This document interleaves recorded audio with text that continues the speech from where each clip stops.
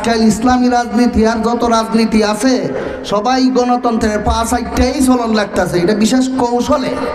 নাইলে তারার মনে ওই গণতন্ত্র যে ভালো এটা নাই, তাদের কাছে এটা ঘৃণিত, কিন্তু চাপের কারণে এখন অনেকেই গণতন্ত্রের মাইন নেই, দেশের রাজনীতি ইসলামী রাজনীতি করা লাগতেছে, এটা ভিন্ন বিষয়।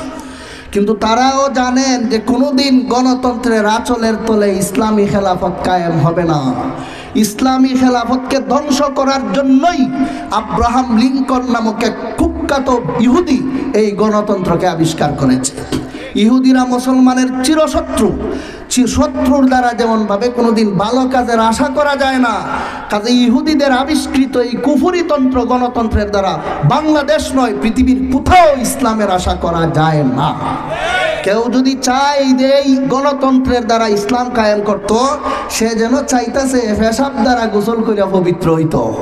জীবনে কোনোদিন পেশাব দ্বারা গোসল করিয়া কেউ পবিত্র হইব না, খালি নাফাকি বাড়বো, খালি নাফাকি বাড়বো। ঠিক তেমনি ভাবে যারা গণতন্ত্রের ভিতরে থাকিয়া খালি ইসলামী খেলাফত কায়েম করতে চায়, জীবনভর গণতন্ত্রবাদীদের কুণ্ঠাসার শিকার হইয়া লাঞ্ছিত হতে হবে, মগর কোনোদিন ইসলামী খেলাফত কায়েম করা সম্ভব নয়।